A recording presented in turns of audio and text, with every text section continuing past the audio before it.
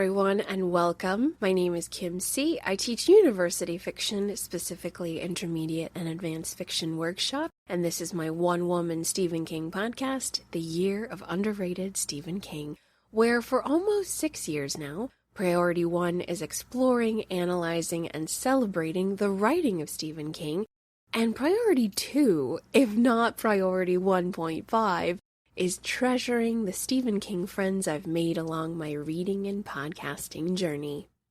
Dear listeners, thank you for plugging in with the show today.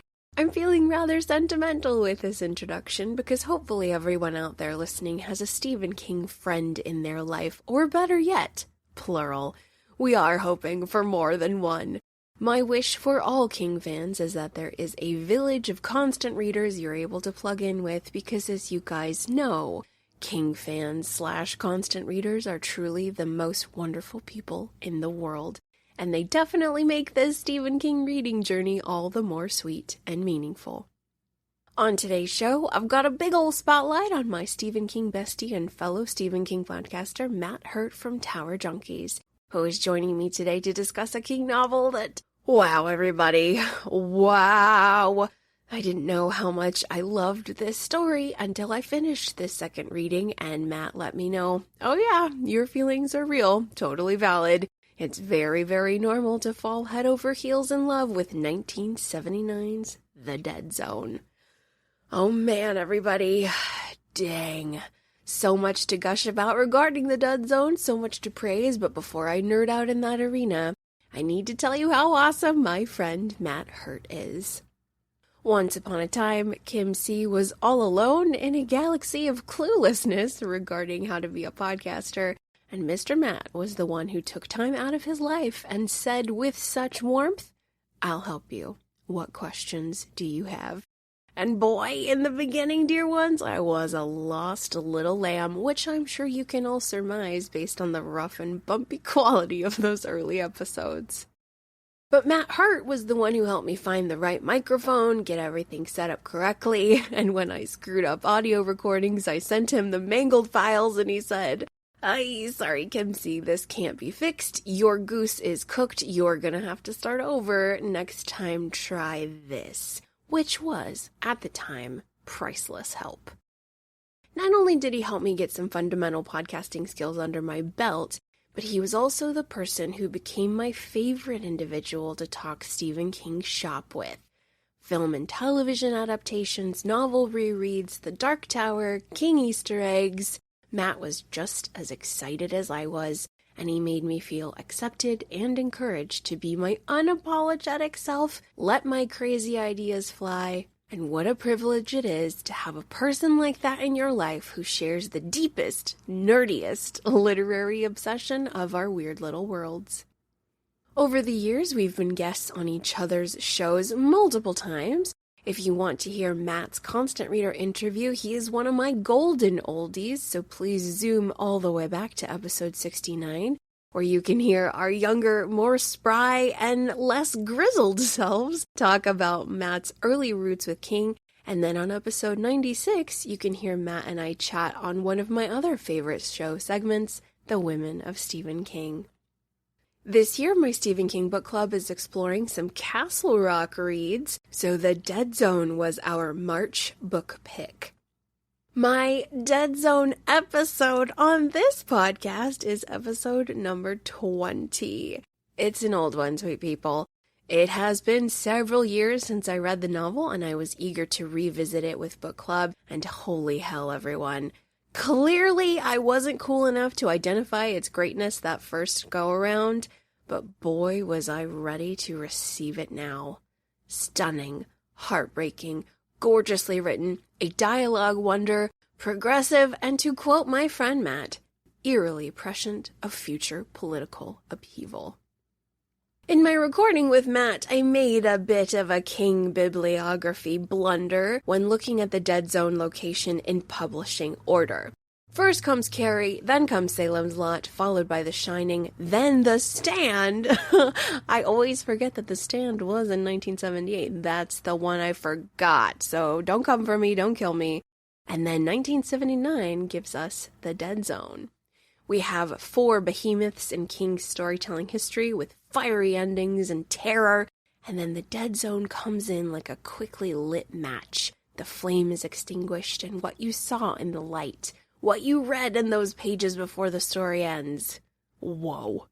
And the best part, everybody, it stays with you, imprinted forever. Johnny is us, and we are Johnny. And the heartbreak, the battle, well, you guys know. It's a wheel, folks. Yes, it is. Okay, good buddies, Matt Hurt and I have dove deep into the waters of a spoiler-heavy Dead Zone exploration. I'm not joking. There are spoilers everywhere the entire time, so it's highly recommended you do not proceed if you have not read the Dead Zone in its entirety. I also recommend, if you want to or are in the middle of a Dead Zone reread, wait until you're all finished and then come back here to hang out with Matt and myself, because I do believe you'll have much more fun. And with that, let's make our way to Cleves Mills, Maine, where high school English teacher Johnny Smith has recently awakened from a nearly 5-year coma. My buddy Matt and I have some thoughts on this guy. Let's start the show.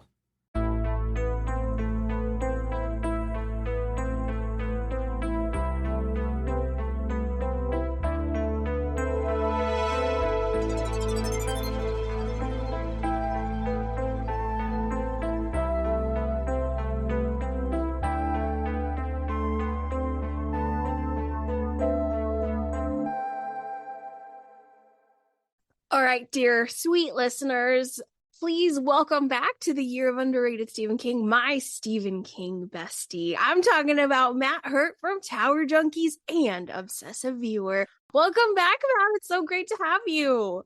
Hi, Kim. Thank you so much for having me back. It is always an absolute pleasure, and I love talking Stephen King, and I especially love talking with you about Stephen King. So this is going to be a blast. I appreciate you having me on. Oh, it's so great to be with you and talk about anything. Oh, yeah. First of all, literally anything. Me and Matt get on like a house on fire. But then when it comes to Stephen King, we burn down the town. We burn down the city. Absolutely. Yep. We have the best book to talk about today. But before we dive in to this wonderful Stephen King novel, I would like to hear about your 2026 thus far. Can you let everybody out there know what you've been up to on all of your shows, plural, more than one, yes. And the life of Matt Hurt. Yeah. Oh, this is gonna take a while. We got time. Yeah. I've been it's been a good start to 2026 for me in a lot of different facets of both content creation, podcasting, and everything, media consumption, and just personal stuff. It's been pretty good so far. Tower Junkies, like, I haven't been releasing episodes frequently, like, at all, really.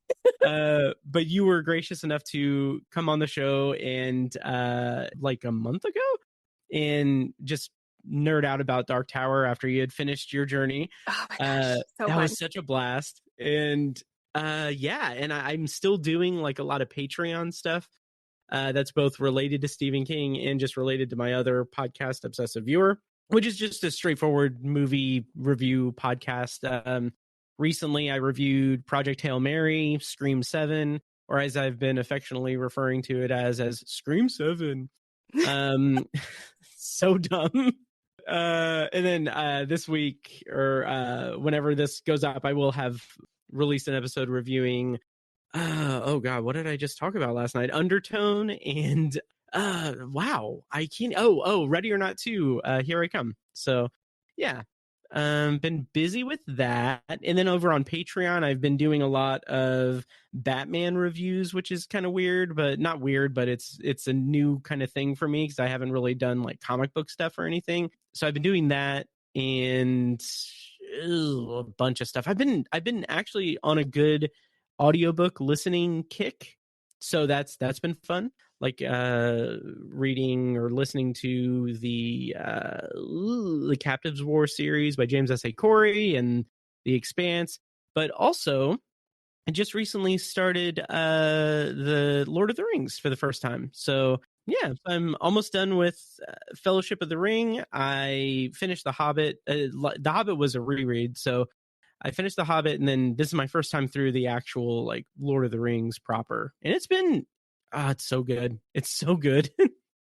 Oh my gosh, I'm so excited for you. I'm so proud. Early congratulations Yeah, thank on you. the Loader journey. It's a really special series, so I'm thrilled for you. Oh, it's amazing. It's funny because I also like the other I think one of the reasons why I haven't been posting a lot of content online is that I also bought a PS5. So like Ooh. I've been playing a lot of video games and it's been taking a lot of my free time, which is it's a fun just like distraction and everything, but I'm getting back into podcast mode. But yeah, so anyway, so I was playing like Skyrim and that made me think like, oh, I want to get into more fantasy stuff. So like I picked up Lord of the Rings because there's no other place to start than Lord of the Rings when you're diving into fantasy. Yeah. 100% correct. Completely Mhm. correct. Right. I want to just support this wonderful PS5 habit. Enjoy your life, Nice. Matt. Yes, thank you. It is a chamber of horrors out there. Enjoy your Mhm. life. Enjoy every single day. Oh, absolutely. Absolutely. And if anyone wants to add me on PlayStation Network, my username is Obsessive Viewer. So Good to know. feel free. I don't have one, but I'll tell my brother. Nice. Before we start talking about the Dead Zone, I did want to plug one portion of your Patreon that is so cool and it makes me so happy. So Matt recently reviewed in these wonderful little interval chunks. He went through the Long Walk novel, a Bachman novel, but he did it on literal long walks in his city. And I just love this, Matt. Can you talk about it really quick before we move on? Yeah, absolutely. Thank you so much. It's what I've been calling my long walk project. So like it's an idea that I had like a year or two ago, and then because I'm me, I held off on doing it for a long time. And then when the movie was coming out, I was like, okay, I'm gonna actually do it. And then I missed the chance to see it in theaters because I took time. But anyway, yeah, the whole kind of idea was that I was going to listen to the audiobook of The Long Walk while only walking like trails that are near me. I live in Indianapolis and there's a lot of like nearby trails and parks and stuff that I was exploring and everything. So the idea was that I had it separated into different chunks, so like I think 5 or 6 chapters or however many. I would listen to it while walking. I would track my walk through the Map My Walk app. And when I finished that chunk, I would stop and then I would take a break to get some water and everything. And then I would take one of my like compact wireless mics and attach it. And then I would just record while also walking again. So so there's a lot of like panting and heavy breathing, but delusional analysis of immediate reactions of it. But it's fun. It was a lot of fun. I really liked it, and I thought the sound quality was surprisingly good. And it was really cool because I ended up doing I think five or six parts, and at no point did I revisit the same trail. So each of those is from a different location, different trail. One of them was at Fort Harrison National Park here in Indianapolis, which it was cool because that was on a day where it just happened. I don't remember the specific like reason for it, but maybe it was like National Park Day or something. But it was like, oh, admission is free to all national parks. So I was like, oh, I'm gonna take advantage of that and do the next chunk of the long walk. So yeah, so that was a lot of fun. Ended up walking between the listen walks and the recording walks all together. It was like 27 miles total over the course of 5 or 6 different sessions or days. And there was something else I was going to say about that. Oh, and the fortunate thing is that it's such a fun, energetic, positive book to listen to. Said no one ever. Said no one ever. Man, what a good book though. What a good novel. But it was intense. It's great. It's great. I am just so in love with this, Matt. This is full on Stephen King broadcast journalism. You are in the field. Yes. I just love this so much. I've heard chunks of it and it just makes me so happy because I could hear I know the sentence sounds ridiculous, but I could hear nature around you. Yes. It was awesome. Oh yeah.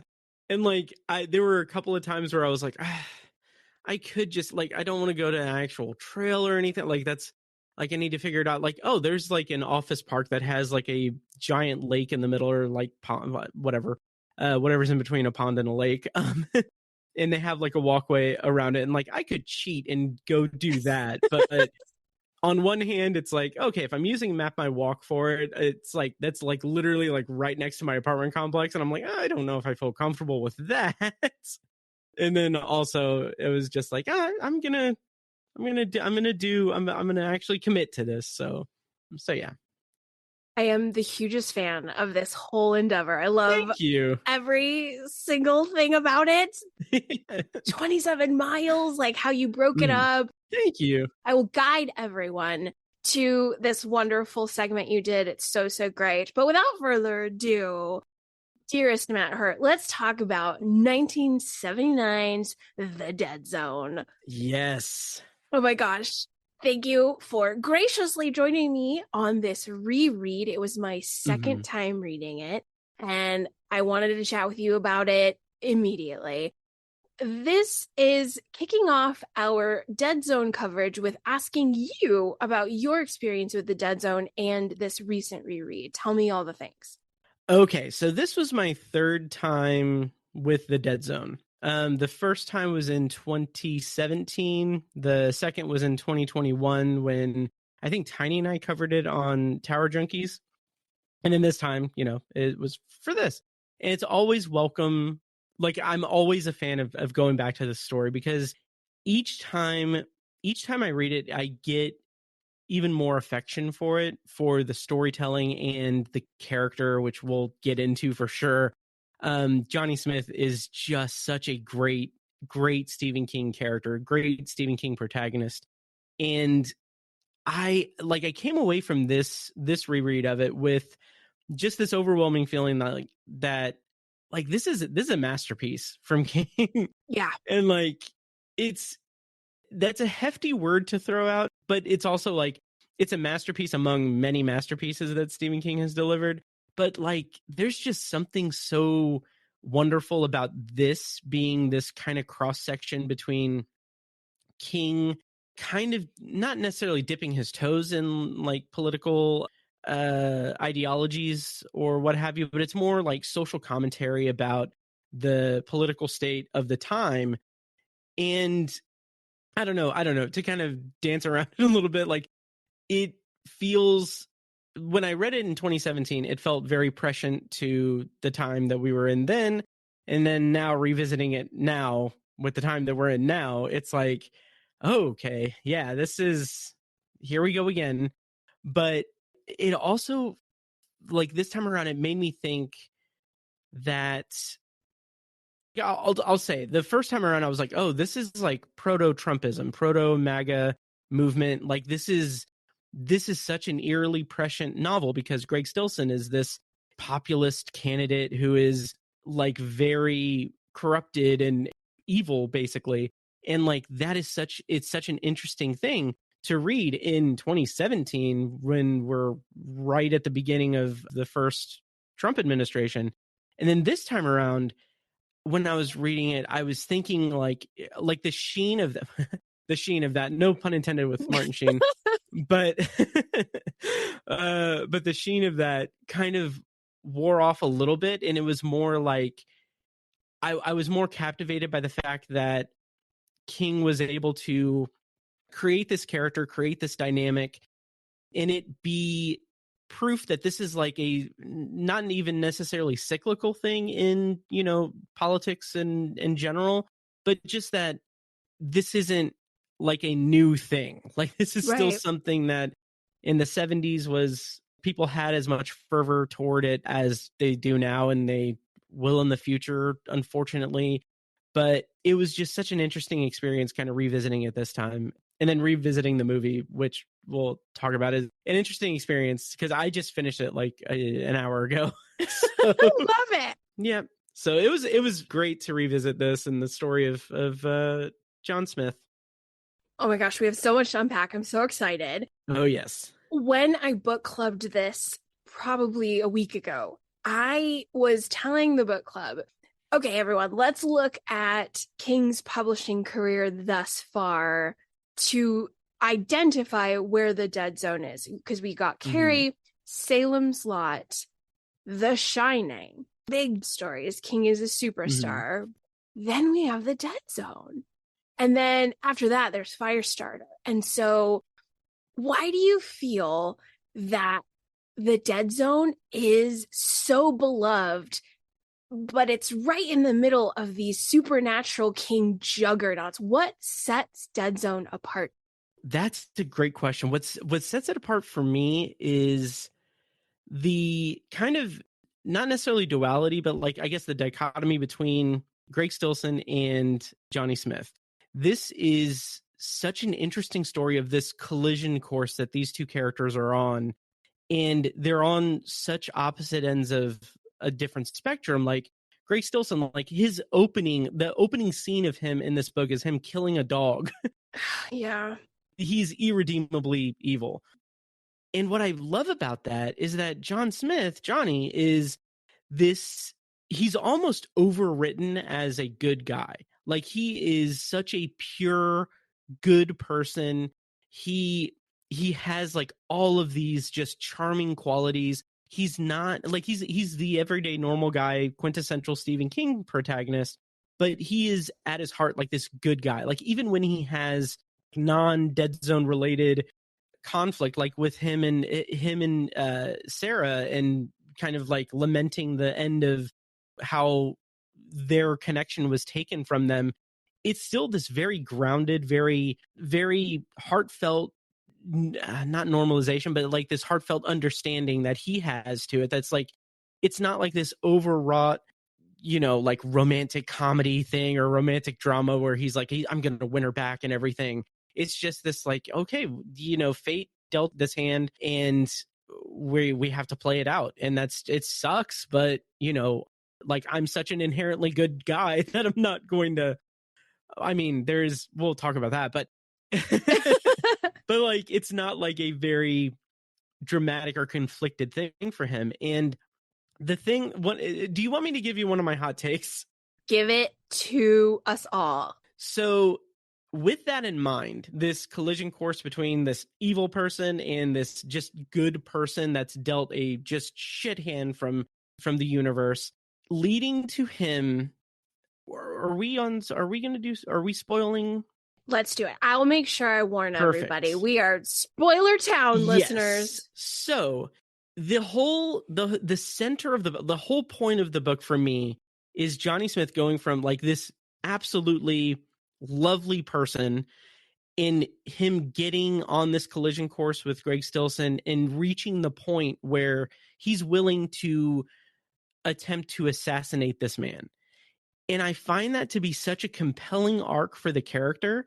And my hot take is that it feels like that's something of the inverse, or it's an interesting mirror, or there's an interesting connection to make with the character arc of Todd Bowden in Apt Pupil. Yes. Oh my God. Right? Like that is about this kid's just descent into evil that ends with him, spoiler for Apt Pupil, ends with him committing an act of violence with a gun. Picking up a gun.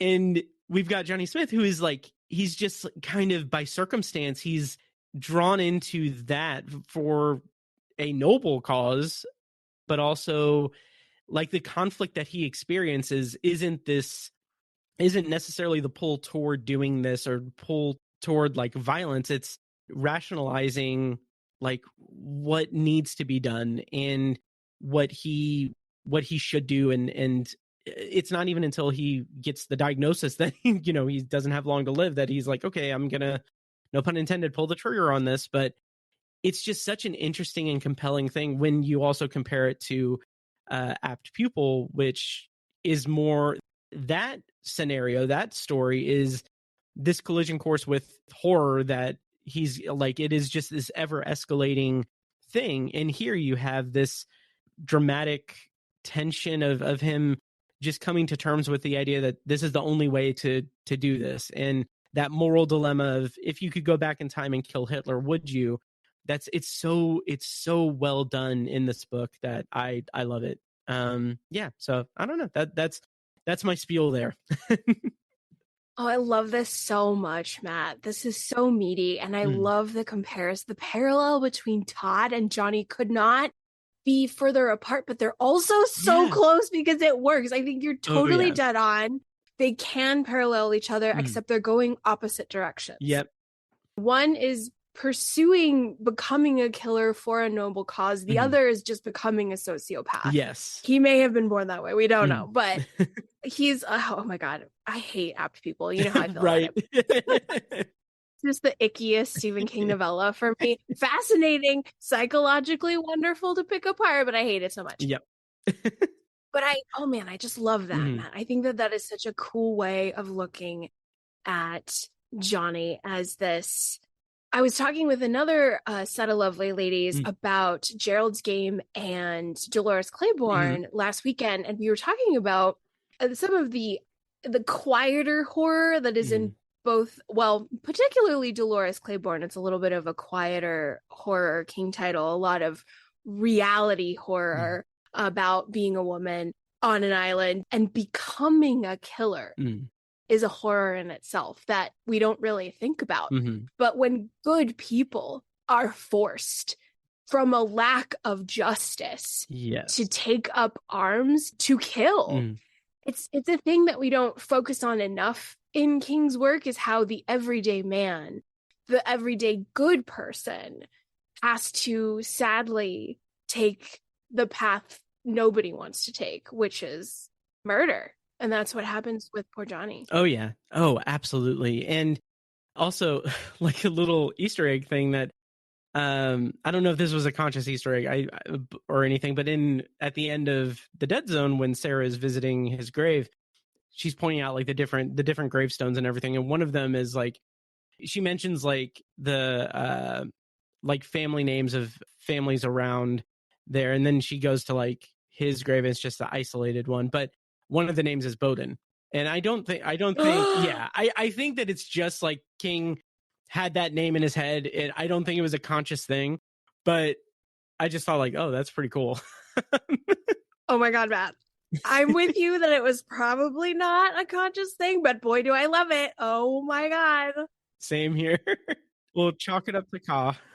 Absolutely. There you go. Yeah. Ka is moving. I love that so much. Oh, yeah. All right, my dear friend, I did want to talk a little bit about Johnny's gift.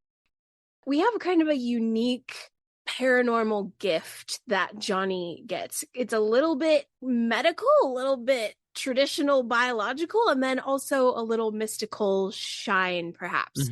But what's very interesting is at the beginning of the Dead Zone, we learned that Johnny had a head injury as a little boy, where he smacked his head on the ice, as many kids in winter tend to do, and thought nothing of it. And then we don't really think about that again, maybe until the end of the novel, or during the carnival with Johnny and Sarah. Johnny's playing this sort of roulette wheel, and Sarah starts to get really sick. Johnny starts to laser focus on the wheel, and hey, he won again. Oh wow, double or nothing, he's won again. And suddenly Sarah is getting sicker and sicker and sicker, and it's very subtle, but I think the reader is definitely supposed to connect that Johnny is doing something. Johnny is influencing the wheel. And then after that, after the carnival, there's the car accident and the coma. So what are your thoughts about how King handles Johnny's gift? Because when he touches you, he sees the future. But let's rewind to before that, like the carnival and the head injury. And do you feel like, is this like a hodgepodge of shine power, or how do you feel about Johnny's gifts? That's a great question. And I'm wondering, like the way that you laid it out there, do you think that, because I never really read it as him influencing the wheel. I saw it as just him like knowing what was gonna happen. But I do think that it's probably him influencing it. But I never connected it with Sarah getting sick, because like throughout the whole book, she's like, oh, just that, I had a bad carnival hot dog, and that changed everything. Like, do you think that he, like, his ability was like causing this just ripple effect around him to cause her to be sick? That was my readerly understanding this time around. I love that. Isn't that cool? Yeah. Oh man. That blows my mind a little bit, because I could definitely see that being like the intent for sure. And just like that kind of opens it up a little bit to like it being, it's a gift and a curse and everything, which I think he meant. Well, I don't know if he mentions it in the book, but it is like this malevolent thing that eventually leads to his death. But it's a back and forth, or a give and take of, leading to his death, and him being him having to be the bearer of this gift and everything. Hopefully hopefully my Lord of the Rings reading isn't diving into this, but him being negatively affected and like having it reach out to other people is really interesting to me. Wow. Okay. Yeah. I don't know. I'm still collecting my thoughts on that. Totally. And that's the thing. I could be dead wrong.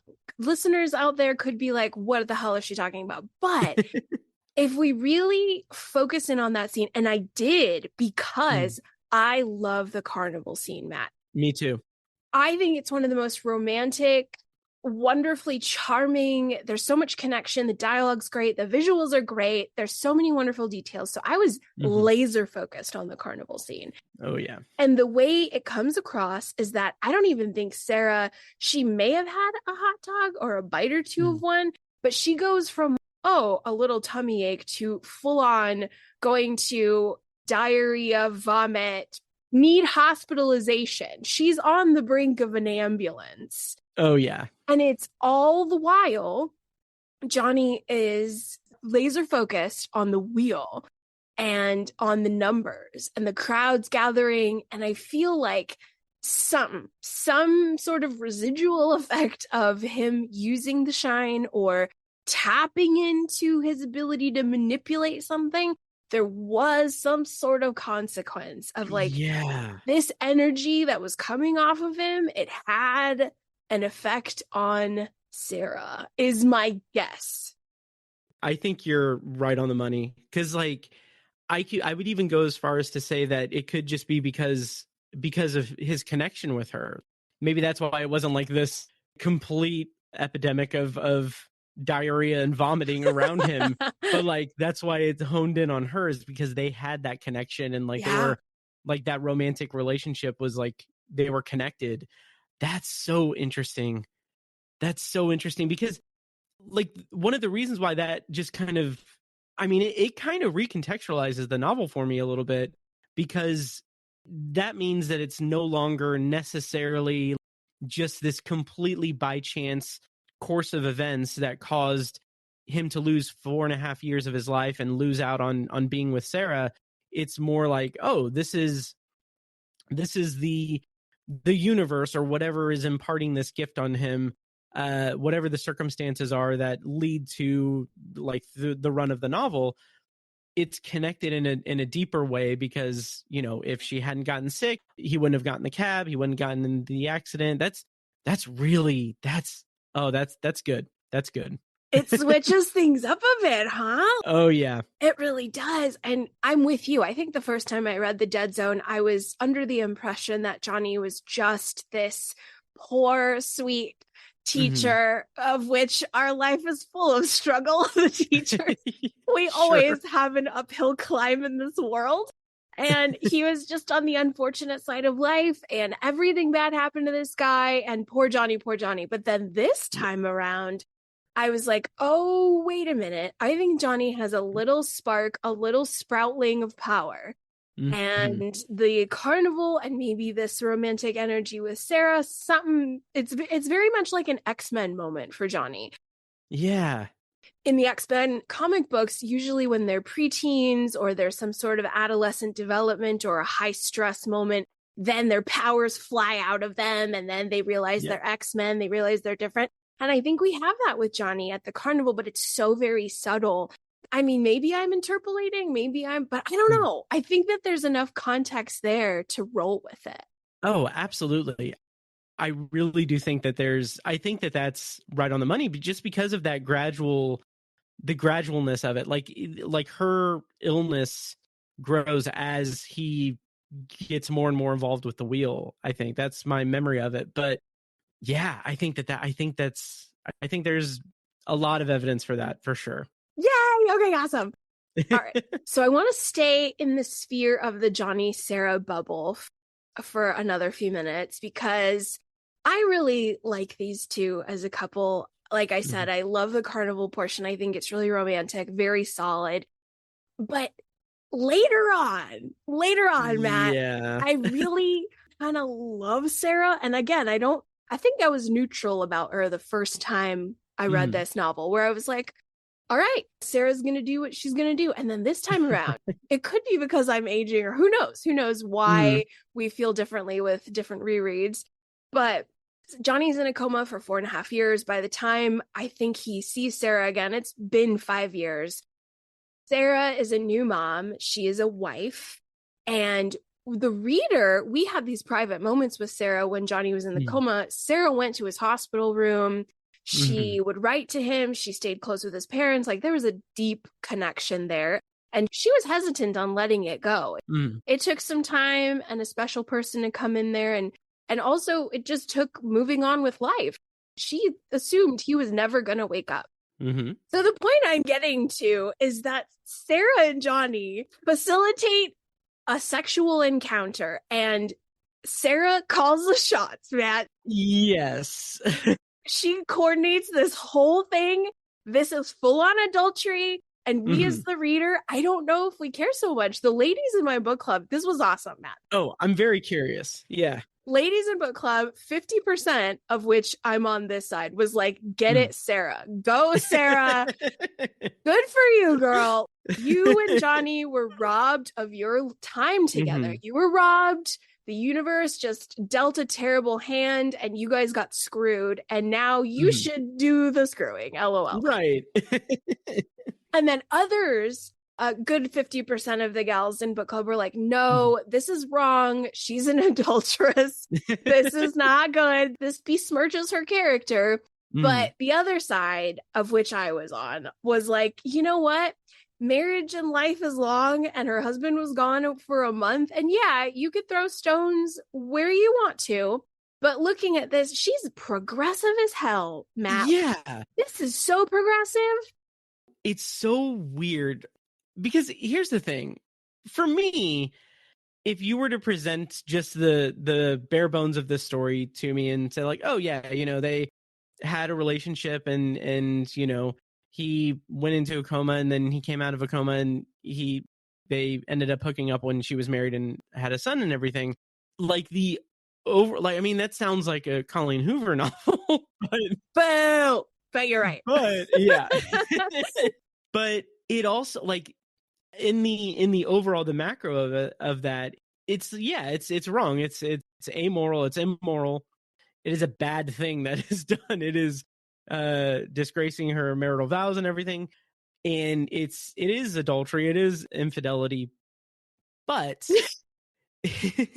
the context is everything. Like I have like this weird thing where I think if it wasn't a fictional encounter, I would probably be a little bit more conflicted with it. But it's all in the context, because it's not like it is infidelity, it is adultery, but it's not like an affair.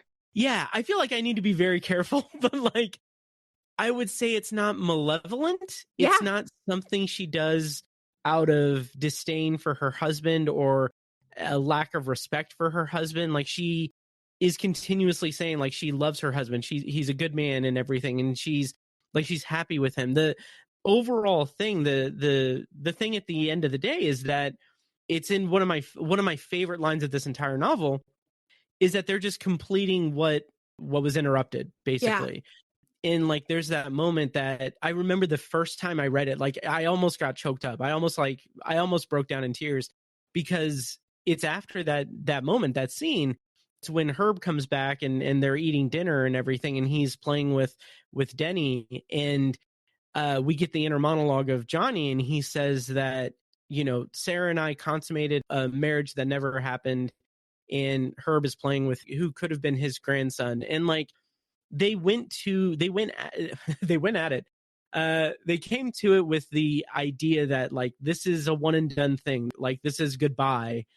And like, yeah, the morality of that is a bit iffy, but like I think the context is really what matters. And I love the complexity of it. Yes. Like it is such a complex sequence of events that in a story about a man who has this clairvoyant power that is, causing him great horror and pain and everything, we can get in this just like deep dive moral conundrum thing about his personal relationship. And that is Stephen King. That is the magic of Stephen King.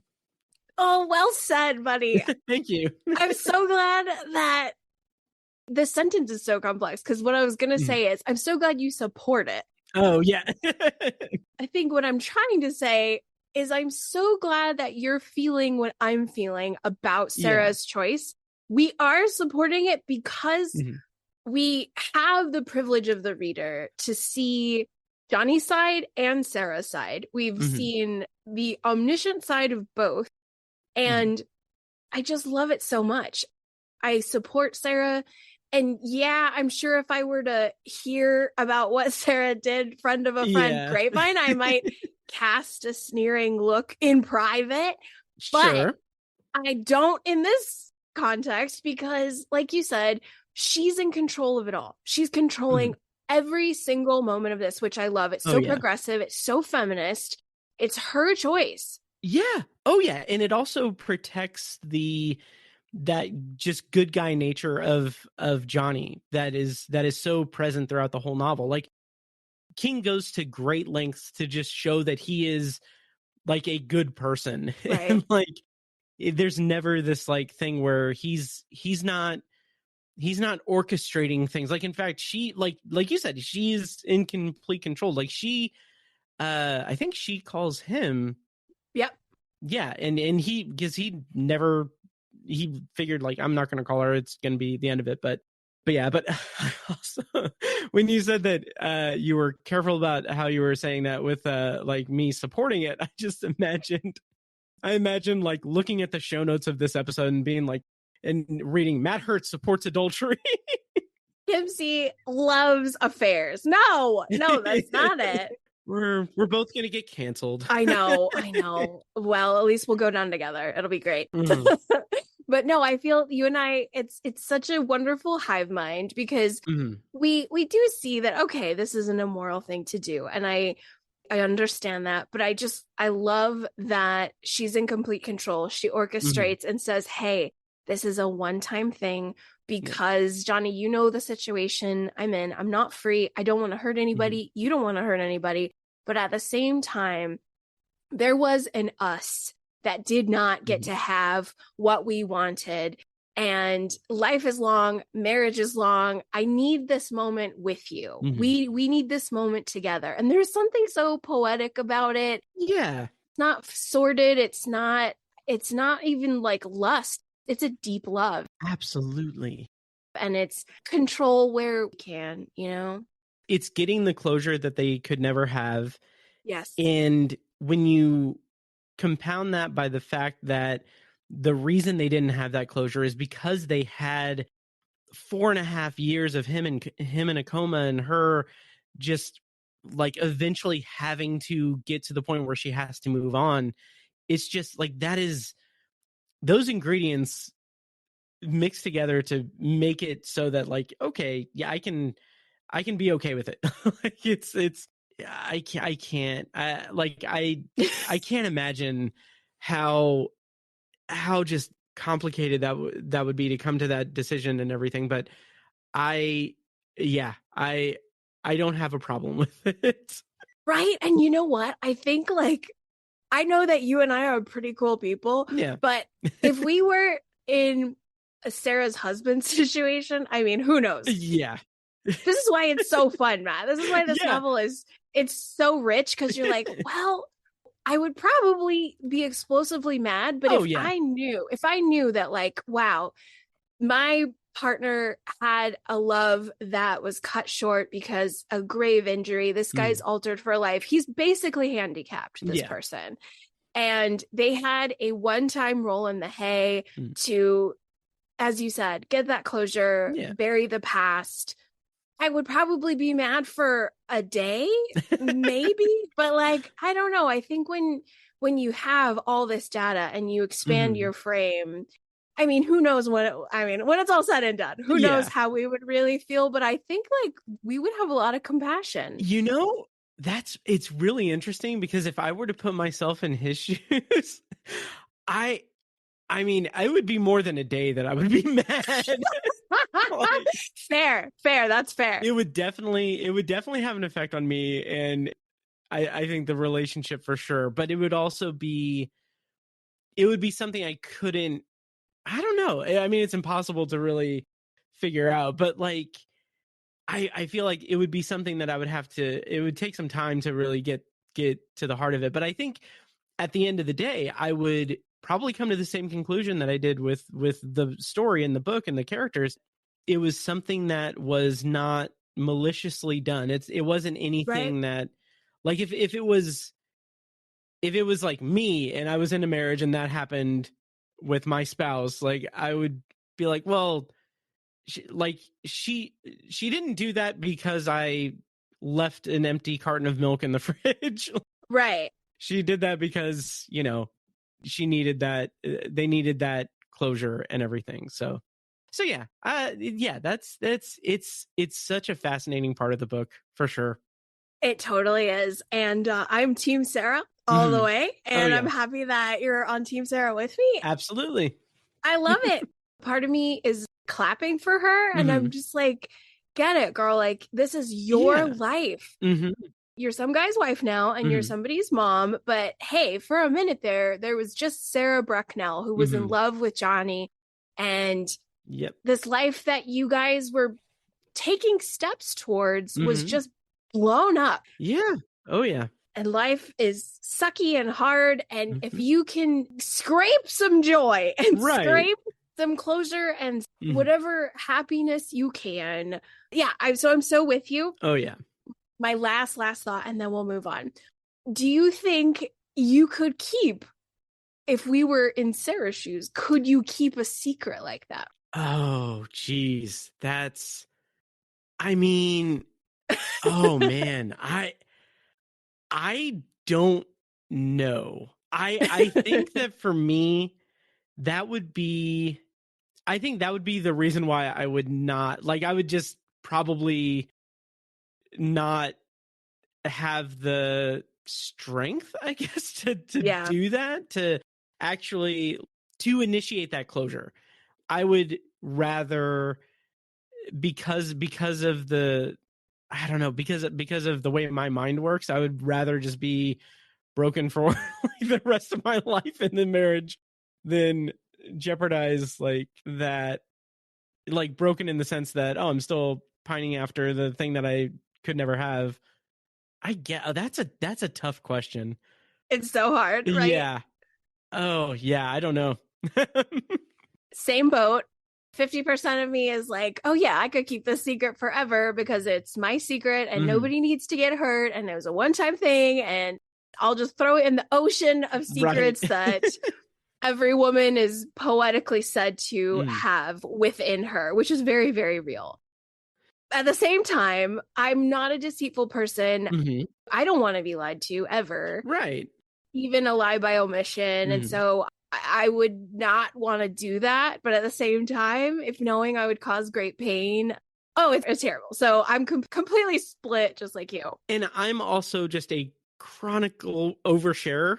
So like, it would be tough for me to like sit on that secret. And also, it's also a situation of like, oh, how will I process that afterwards? Like, how will I sit with that? And like, if it's a secret that I have, like, I would replay it in my brain, not in a weird way, but I would replay it in my brain, and I would find myself losing the connection to the reason why and rather be like, oh, I actually, like, I would trick myself into thinking like it was a different context and I'm a terrible person because, this shouldn't have, I would be full of regret and everything. So, yeah.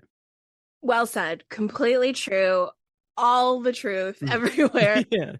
Book club was so fun, Matt. Oh, I bet. We were all stuck. We were all going back and forth. We did see some true colors, which was wonderful. It was a very supportive, non-judgmental zone. It was great. And I hope, before we move on, I hope that I was able to get the show notes changed from Matt Hurt supports adultery to maybe. We support infidelity, brackets, parentheses, in the right context, yes. in the full character scope yes. of the novel. Right. That should help. We support adultery as written by Stephen King. Yes, absolutely. I actually think he's into it a little bit. I'm so sorry, Matt. I want to move on, but you're so right. Mm-hmm. I think he might be into the one and done. Yeah. I mean, yeah, there's I don't want to spoil it, but there's another novel there's a familial connection made late in the novel. I hope you're picking up what I'm putting down. That's like kind of a surprise at the end of that novel. Yeah, that's all I'll say. Yes, there is one I'm definitely thinking about that you and I recently talked about that also has a one and done, which I loved. All right, dear one, I am going to ask about our Cronenberg film, but because Matt Hurt doubles as a film buff, he has a film podcast called Obsessive. Can you educate our listeners? I'm sure they're familiar because they're mostly horror folken, but anybody who's like, I don't know anything about Cronenberg, can you tell us about Cronenberg's filmography and where you feel the Dead Zone fits in there and your thoughts on the film? Absolutely. So Cronenberg eagle-eyed listeners will have seen him appear in Ready or Not 2, which I just reviewed on Obsessive Viewer. But his filmography, he is very well known for body horror stuff. Like one of his most famous movies is The Fly with Jeff Goldblum. That movie is so gross, Matt. I've never seen it because I'm terrified of seeing it.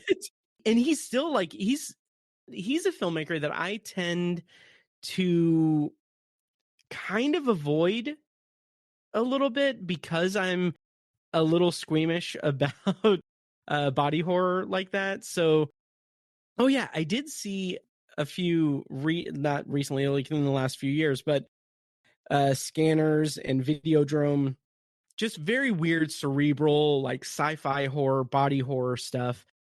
He's also known for A History of Violence and Eastern Promises, which are different types of movies than what he's mostly known for. But like another one that recently came out in 2022, Crimes of the Future, I never saw that because I was afraid of the body horror of it, because it's about like a reality where it's body modification that goes crazy. It's something where there's like an operation or something where people cannot feel pain, so that causes them to get into this fashion thing where it's like, oh, they'll have like an ear sewn onto their cheek or something, and that's like it's like an earring or it's an accessory or something, and it's like, I don't know if I want to see that. But anyway, yeah, so he's known for that. And it's funny because The Dead Zone kind of falls, it was released in 83, and it falls like almost immediately after, like I referenced Scanners and Videodrome, and then right after that is The Fly. It's kind of slotted there.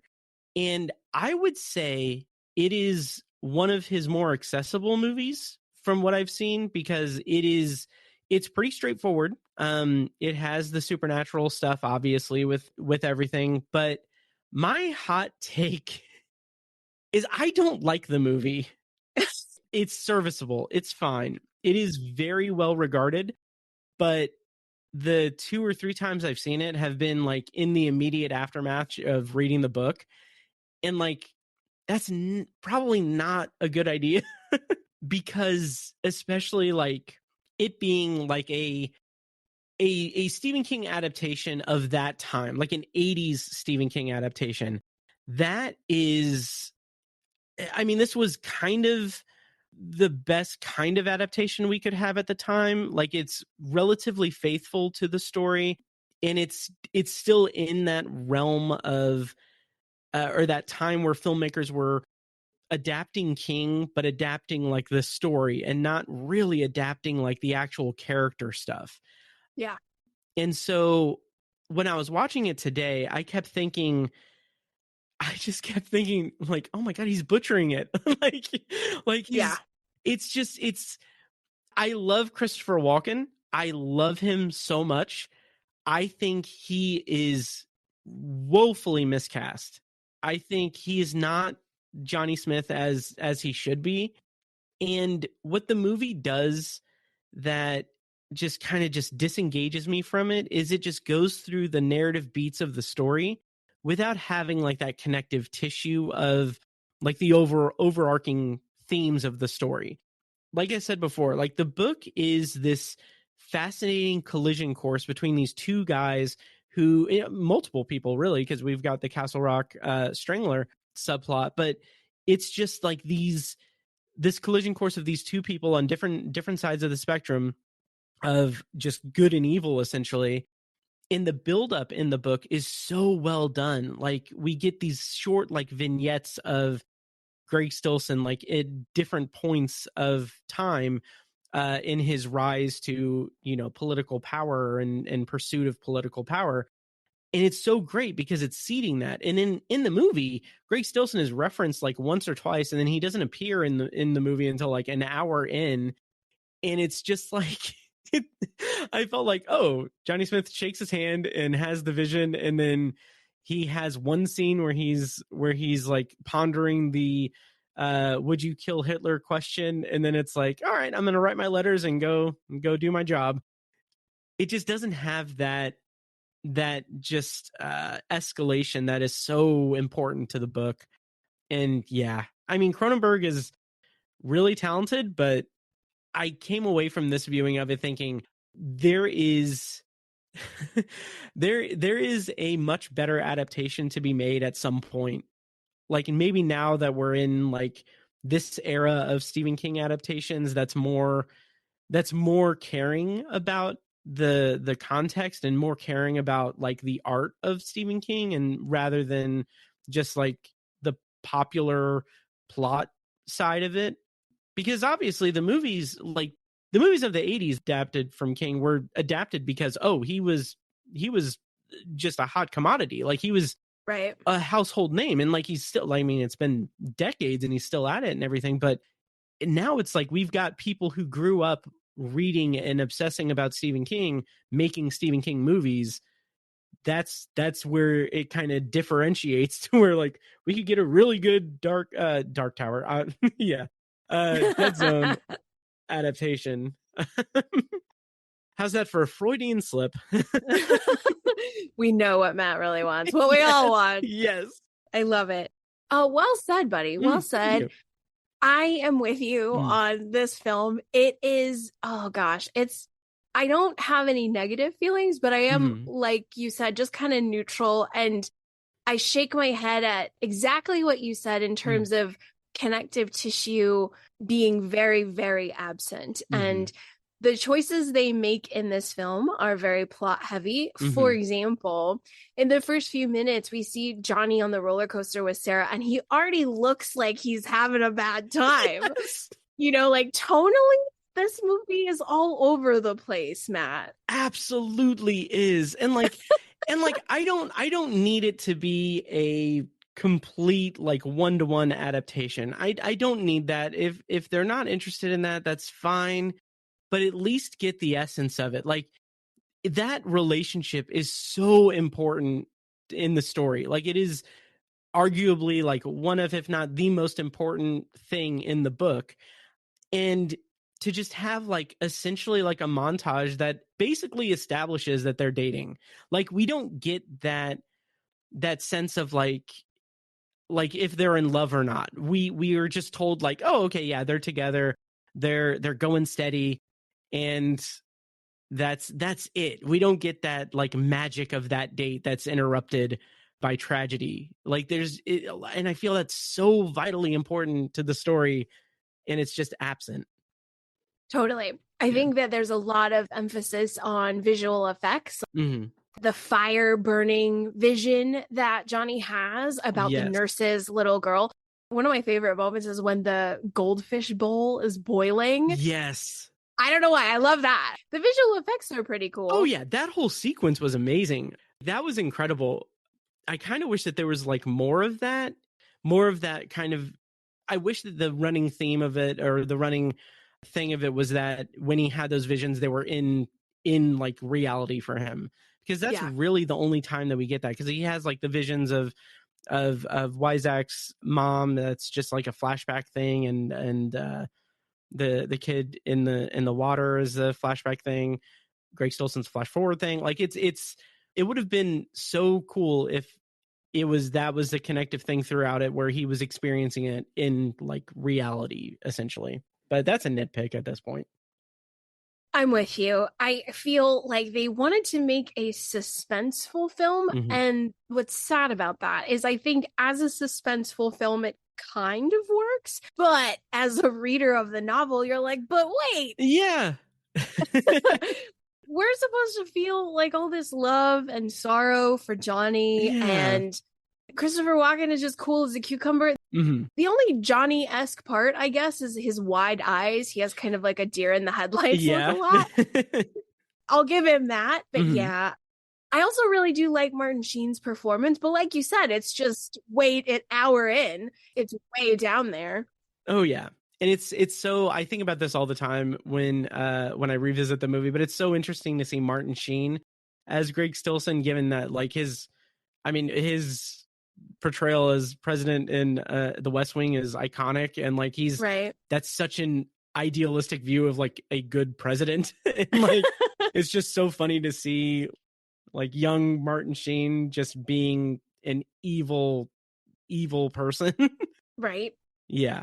But it's something that, to go back to like Sarah and Johnny in the movie, I understand probably more than a lot of people, not to toot my own horn or anything, that it's really difficult to adapt a story from a book to a movie. Like, I feel like there's this kind of preconception that a lot of people have that's like, oh, why don't you just do what they do in the book? It's like, well, then you're going to have this errant scene where this guy is trying to sell lightning rods, and then you're going to wait an hour to see that pay off. Like, you're going to be annoyed by that. It's a completely different medium of art, and it's a visual medium, and it's impossible to capture the visual of what you see when you're reading a book onto film in a finite amount of time. Like a book that you read for over the course of several days for several hours in a 90 to 120 minute movie, there's no way to do that unless your name is Mike Flanagan.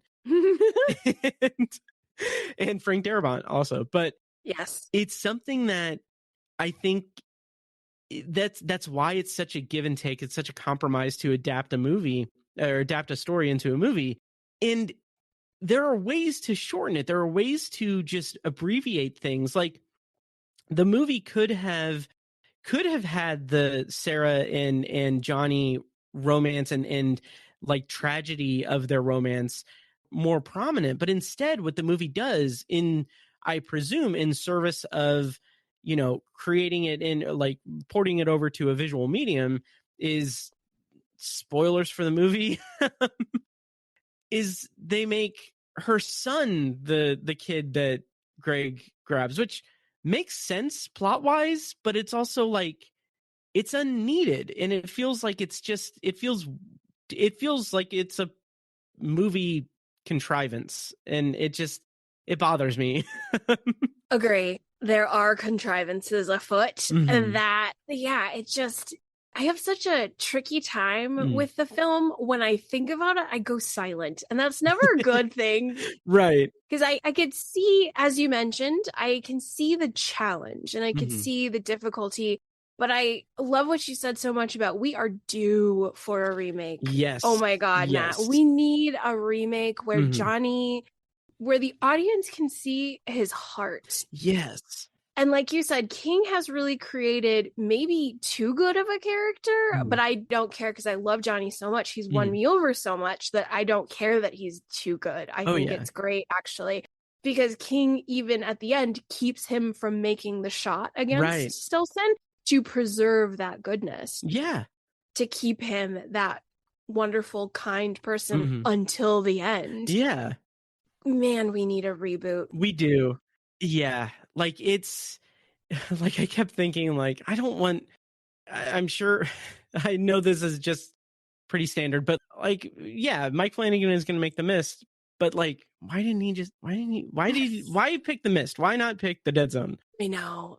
And then I also got maybe it's for the better that that we don't get one like anytime soon, because I can just imagine the discourse that would go on around it.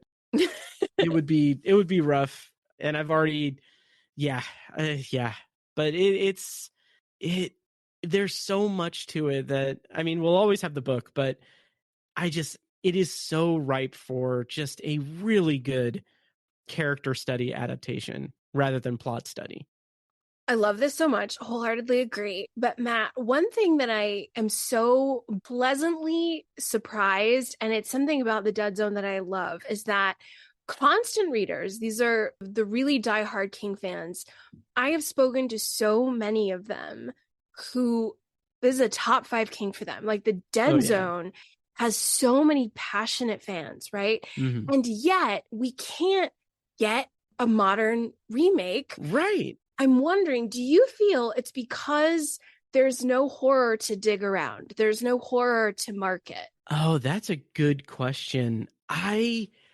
Aside from Frank Dodd, which, as you mentioned, was a subplot, and it's sort of quickly, efficiently handled in the book, probably by the middle, it's solved. Yeah. I don't know. What do you think? I will say that the end of the Frank Dodd storyline in the movie, I think, is more graphic and disturbing than the book. Aside from the movie thing where the mother takes shots at him, like that was a little too much. But like using the scissors and stuff, that stuck with me. Yeah. It also was interesting because the book, I always get these things conflated in my mind when I think about them, but like the book, it has so many different layers to it. It is that tried and true Stephen King versus religious extremism with Vera, Johnny's mother, kind of succumbing to just religious extremism and paranoia and like the tragedy of that, but also the overbearing parent that's very abusive and horrific, like in Carrie, but here with Frank Dodd's mother. And I don't want to get into specifics, but the clothespin thing, that just, it really, really unsettles me. And I get this conflated with, I know that in 11/22/63, the miniseries, oh God, what was the female lead's name? Sadie. Sadie, yes. I kept wanting to say Sarah because of the Dead Zone, but Sadie, her ex-husband in the miniseries, like there's references to the clothespin thing that yeah, like, and I think that that's only in the miniseries. I don't think that King used that in the book, but I thought that was so interesting that like also the cyclicalness of it, that's like, oh, this is a thing that they took from the Dead Zone, which the audiobook is narrated by James Franco. James Franco played Jake in the miniseries, which they used part of the Dead Zone for. But yeah, it's just, yeah. Oh my God, Matt, I have another Easter egg for you. Oh, nice. Okay. Because the clothespin thing has been used more than once. Oh, okay. I did not know about the 11/22/63, the miniseries. Nice. And I think you're probably correct where it was in the novel, because, I mean, we're going to have to just activate all the constant readers on this mission here. But if you jump to 2014, I think, Joyland, which is Hard Case Crime. Oh, yeah. one of my favorites. This is a top 5 Kim C. King pick. Mm-hmm. But I've read it so many times, so that's why I have this Easter egg memorized. Nice. But at the very end, without spoiling it, when our main character, of course, I'm drawing a blank on his name because that's what happens in podcast world. Yep. He's confronting our bad guy, our villain. It was a whodunit. We now know who he is, and it's a he. And our protagonist, he's like, "What the hell is wrong with you? Did your mother put a clothespin on your private part?" Oh, that's awesome. That's so awesome. I think Devin is the character's name. So, okay.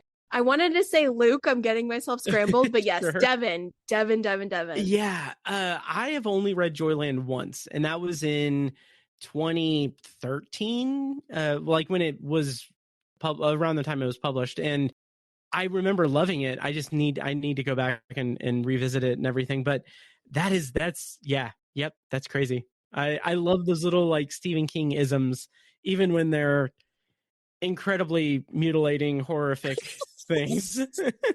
Samesies, I'm with you. Sometimes like these little echoes in King's works. I don't know. I live for them. I think we all do. Yeah. And they're always so uniquely King. Like it's such a weird thing that he'll get fixated on and everything. And it's like it's one of those things where I do like God, how does he come up with this? Like I can't. Oh yeah. I am horrified. I bet you anything he heard a story where that was real. I bet you. Yeah. It's just so empirically there in our face. But yeah, according to Stephen King, a clothespin in the boy part at a tender age is the recipe for serial killers. Yep. It's so, and it's weirdly interesting how I don't know if I want to say that, but like, just like the, I guess, rationale of it, like that kind of nature versus nurture thing with Frank Dodd being that, you know, when he was a kid, like whenever he would get an erection, his mother would chastise him and scream at him about lustful thoughts and everything. And she would do that to him so that he would know, like, I think the line is something to the effect of, you would know what it's like to have a diseased private part like that. Yeah. If you did that. And like the traumatic stuff of that, like that's it, you know, it's not like a strictly like nature versus nurture thing, but I'm sure that didn't help slow down his serial killer thoughts. No, it did not. You're absolutely correct. So you brought up such a great point, Matt. I want to segue onto this path for a little bit with some of our cuckoo pants mothers we have in this novel. So Frank Dodd's mom is a champion nutcase. And a creepy one at that. Very creepy. I think that there's such an amazing scene when Chief Bannerman and Johnny go to Frank Dodd's house and they're chatting with this crotchety old hag who is just this cantankerous menace. And she's so gross and awful. And it's such a well-written scene. I love it. And I hate her so much. And then, of course, on top of that, we learn like what a psychopath she was to her young children.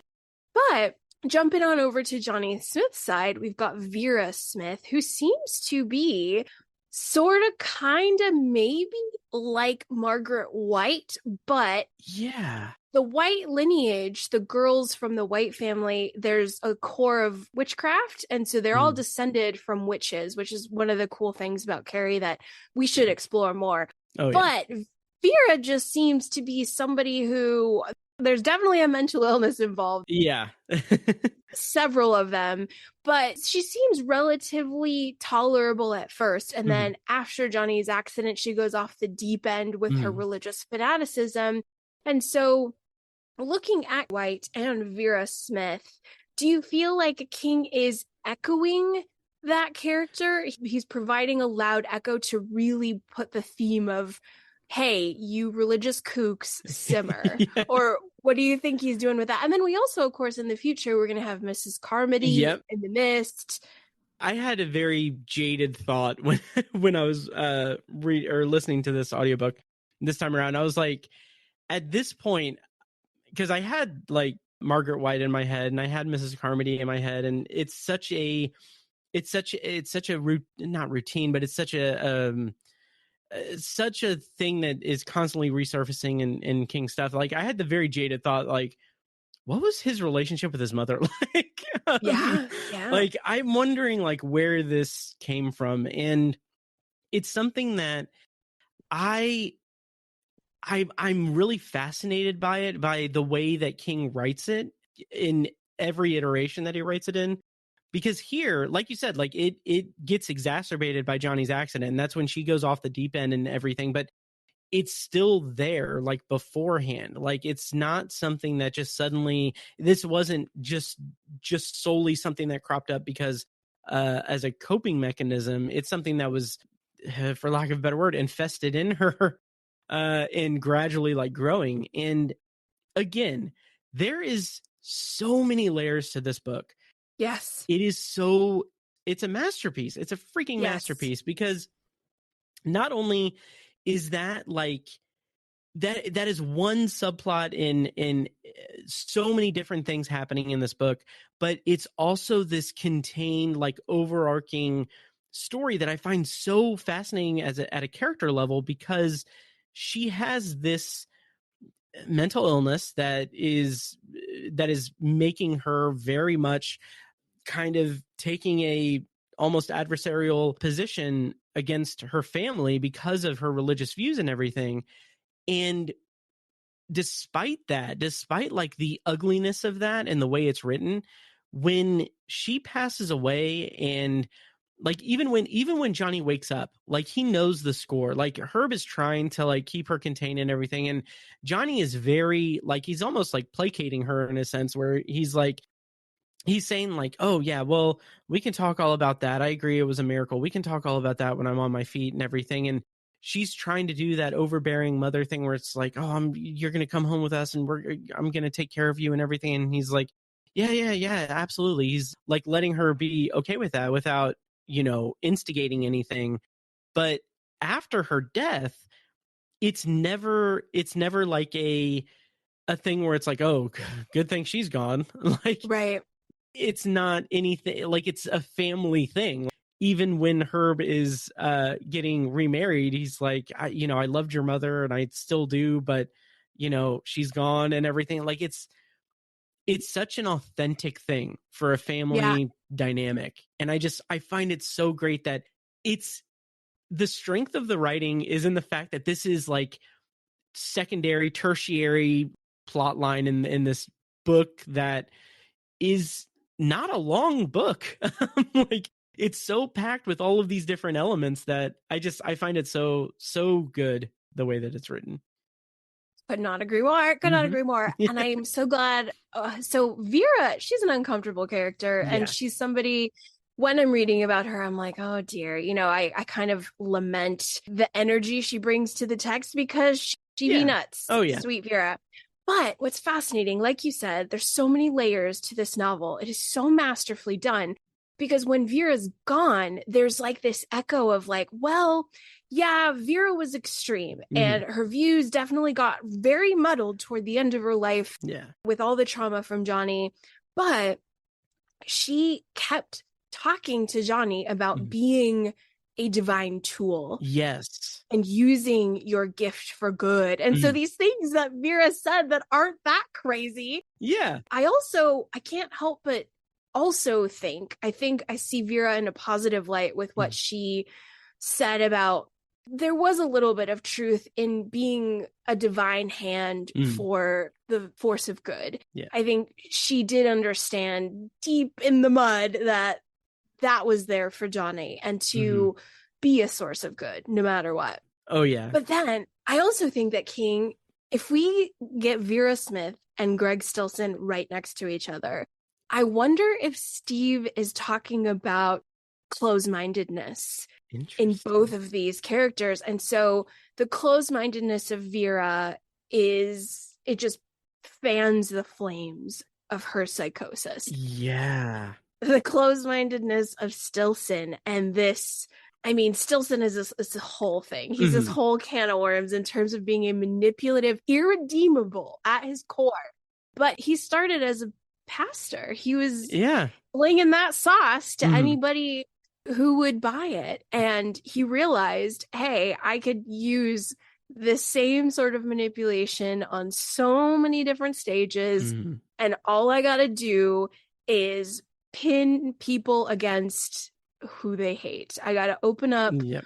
hatred and get people to focus on that. And yeah, that's where we are in our current American life. Right.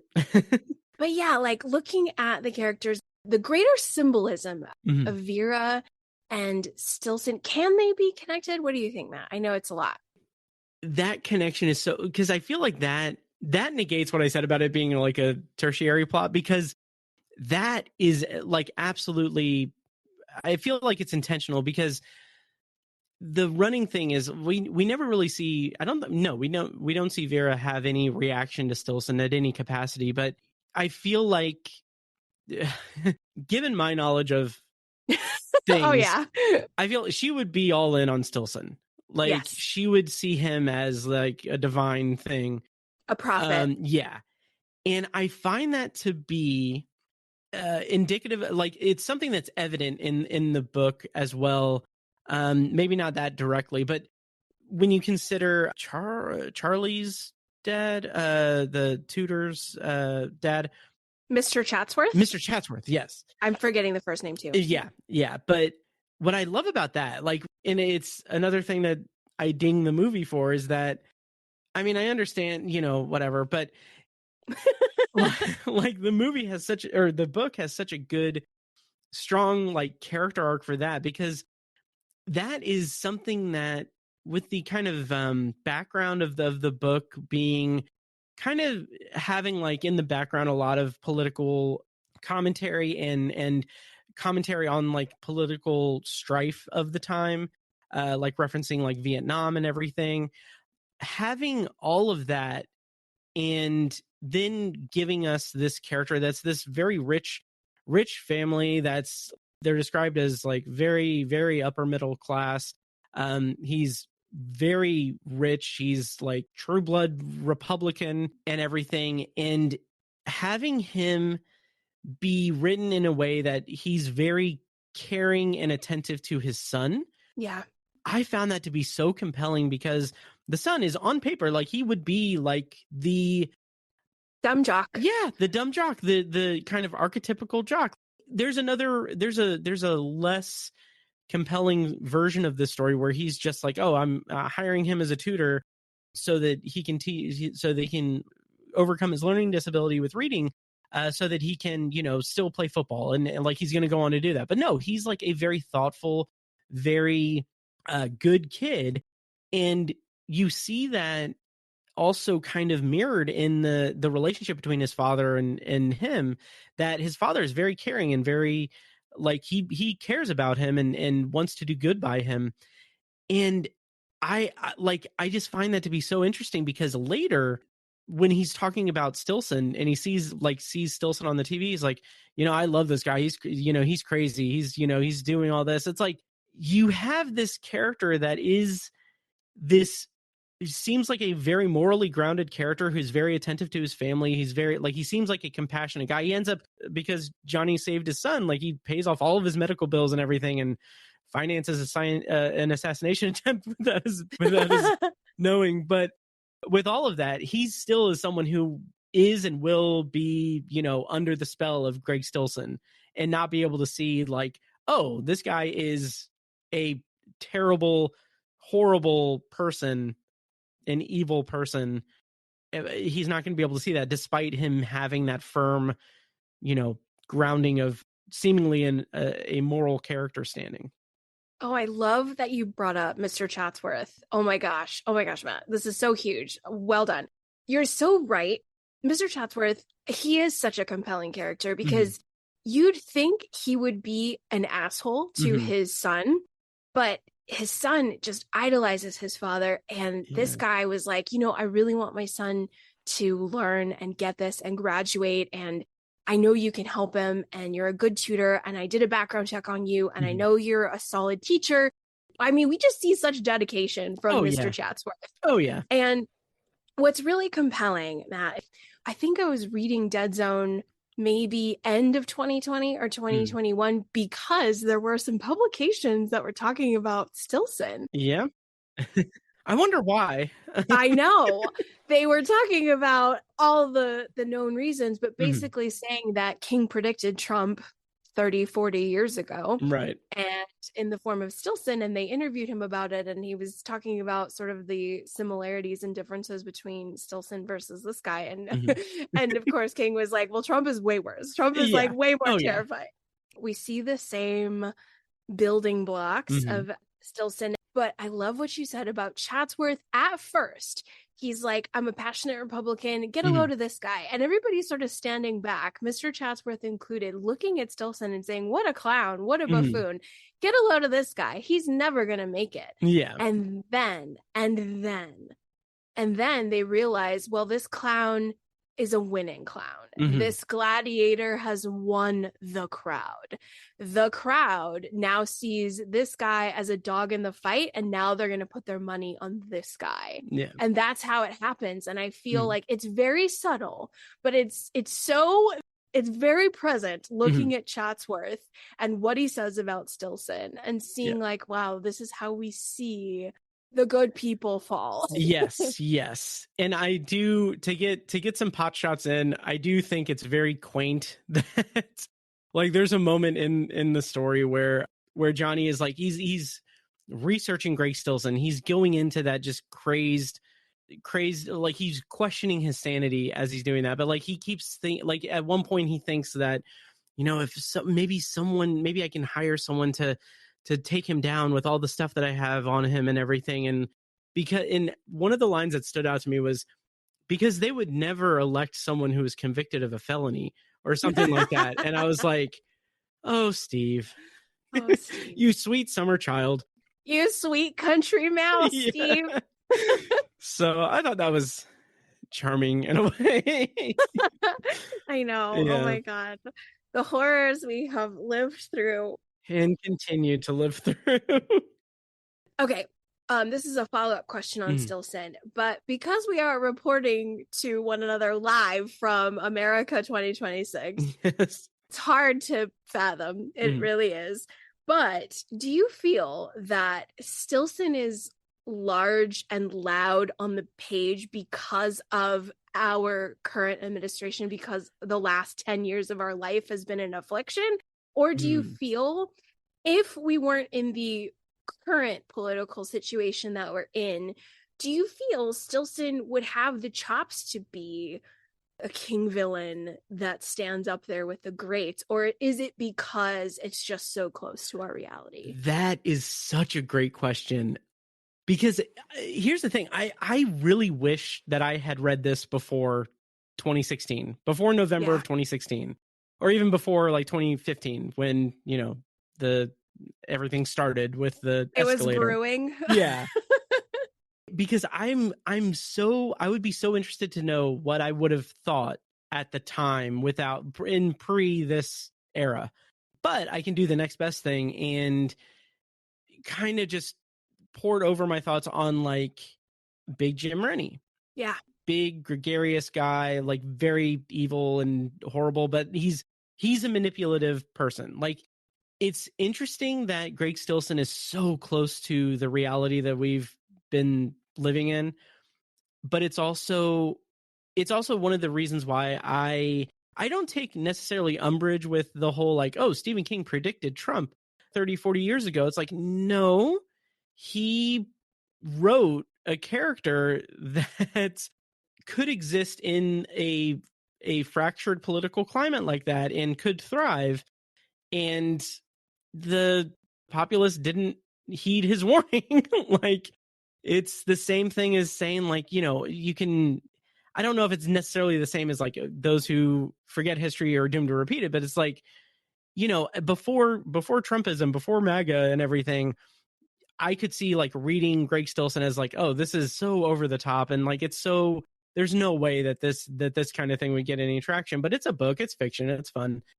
But having lived now in America for these last 10, 11 years or whatever, it's something that I don't know if it necessarily amplifies it in the reading, but I think the reason why, and I know I'm kind of like rambling a little bit, I'm sorry, but I think the reason why it doesn't necessarily amplify it for me is because I also see the more one-to-one comparisons that can be made. Like, it's not just that Greg Stillson is a guy who did bad things and used very horrible tactics to gain a foothold in politics and everything. And it's not just that he's, a bad person who would cause pain if he was in power.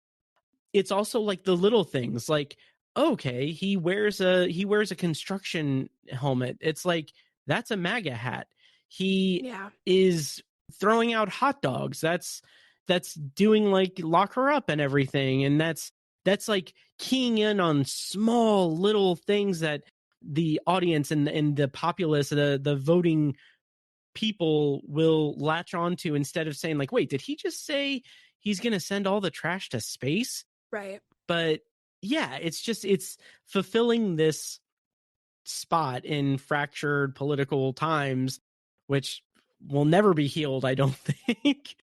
And I think that that's where it's not him predicting Trump. It's just him being so very aware of what's going on in his time, in that time.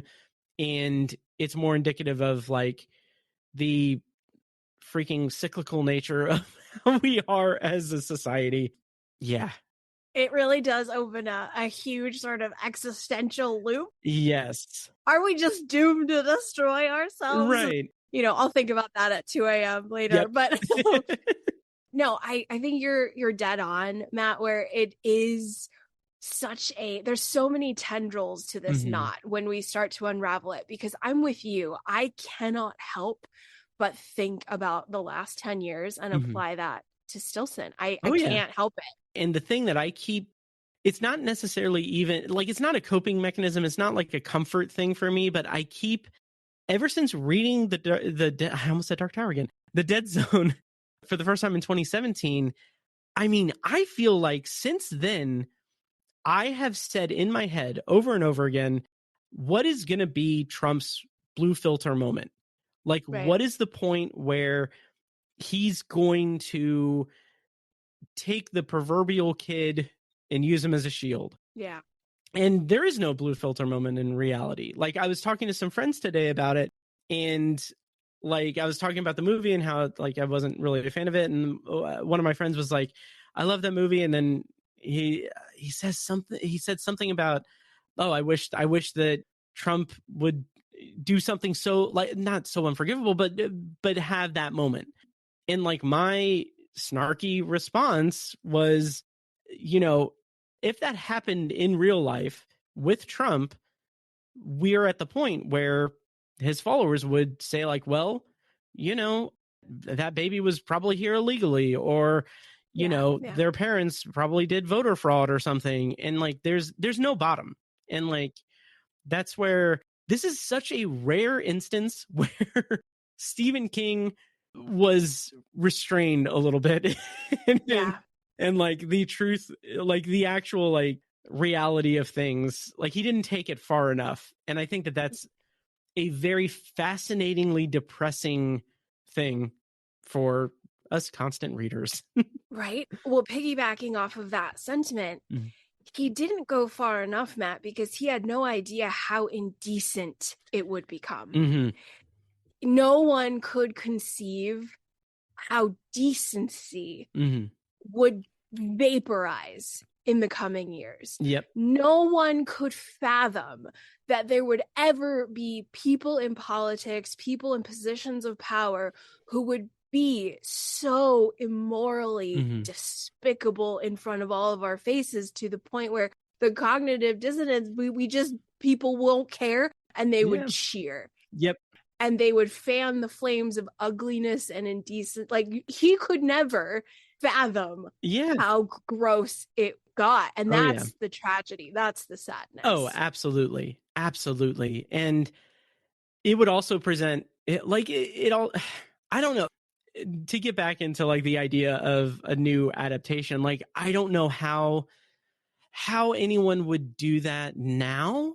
Right. With, I mean, there's ways that they could incorporate like social media being the, I feel like that's probably what's caused this Yeah. timeline, is just the social media, the bubbles, all of that, and the nefarious behavior of people that run social media and the algorithms and everything. It's all going to hell in Yeah. the handbasket. But I like, that's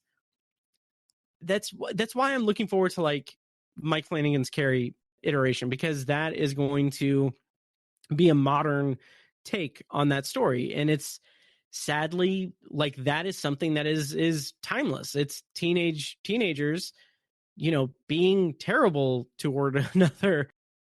And like now they have smartphones and now they have TikTok and everything. Yeah. So Yeah. I don't know. It's very, very bleak, but yeah. It's a perfect segue for us to kind of wind down a Mhm. little bit.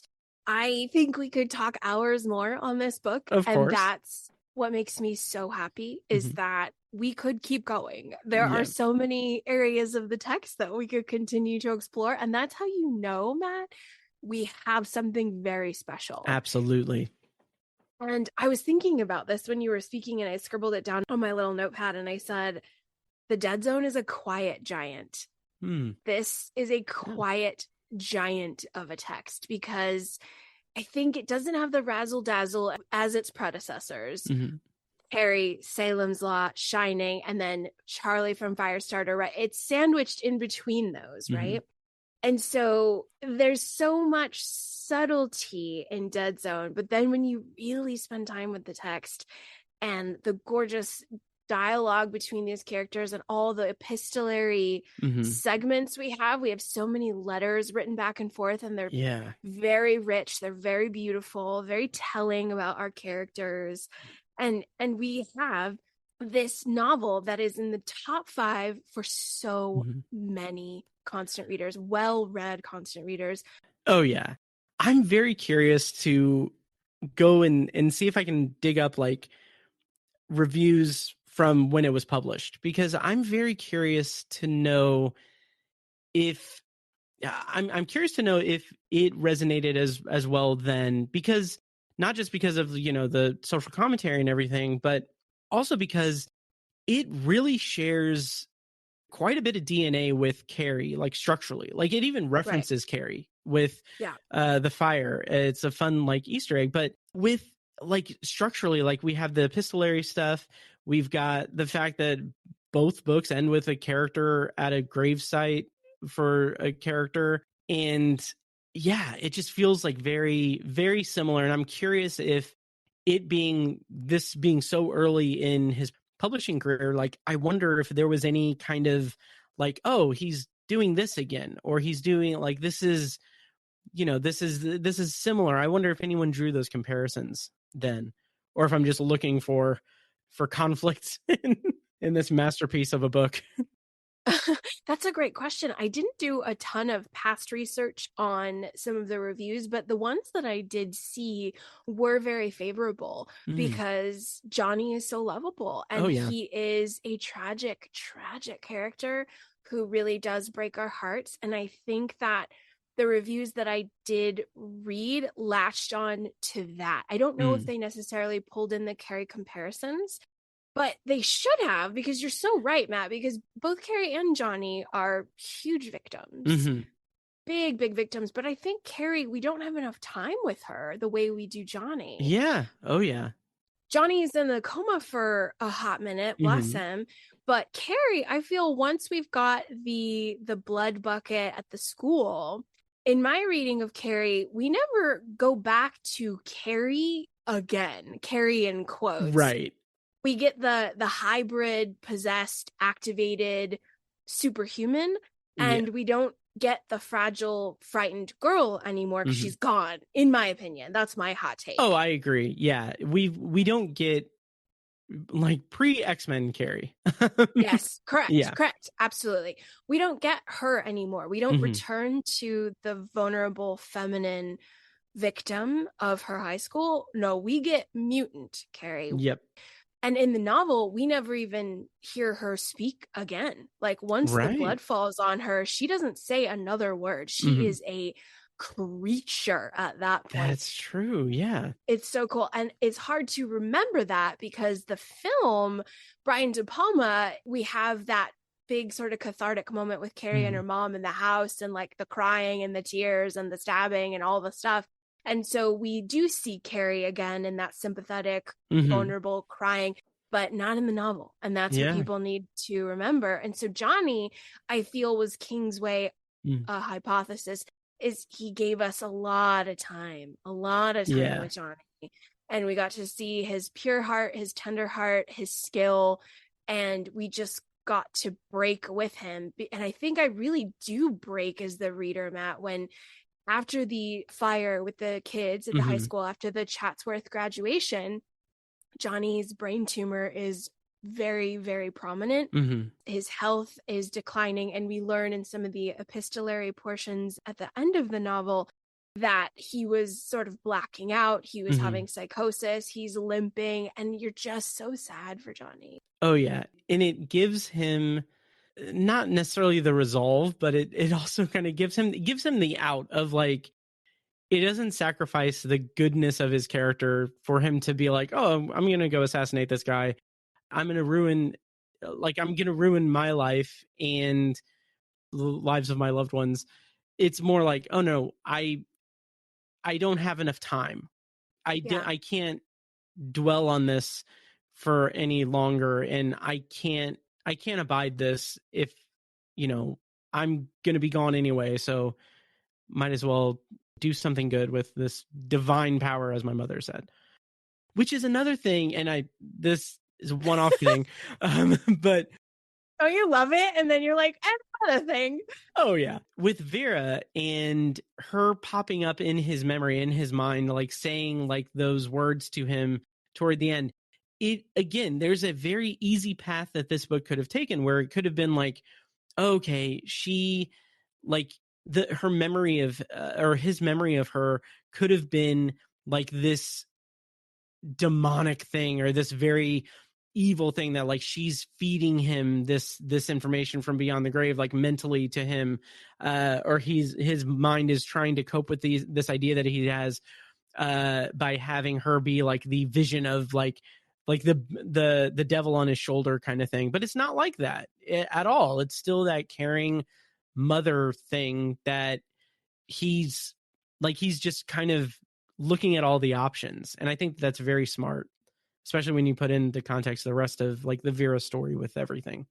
I love that you mentioned that, Matt, because you're right. It's so interesting to see what King does after Vera dies, and the way Johnny approaches her memory. And it's not in a face palm, oh my God, my mom was a lunatic. No, there's so many interesting things he does with that. And oh gosh, there's so much to say. But for now, I think Matt and I are going to put a bookmark in Dead Zone. And the bookmark will be opened up again in future, because I think that there's always stuff to say and celebrate about this gorgeous little book. Of course. And before we dipperoni, I want to ask you, Matt, your final thoughts on Dead Zone and your recommendations to anybody who hasn't read it in a while and maybe who should prioritize it. I love this book so much. And like I said at the beginning of this, like it's a masterpiece, but it's also a masterpiece in a sea of masterpieces that Stephen King has had over the years. So like, I'm going to reevaluate where I have it on my ranked list, because right now I have it at number 17. Okay. And I think that's going to jump up considerably this time around, because it's so like, it is an average sized book, but there is just so much. Like you said, we could continue talking for hours about this. Yes. And it's such a great touchstone for King's prowess as a writer. And I would honestly say this could be a good like starting point for people that haven't read King to jump in at, because it's just chock full of stuff. And I think it's a very interesting display of his talent. And the movie is fine.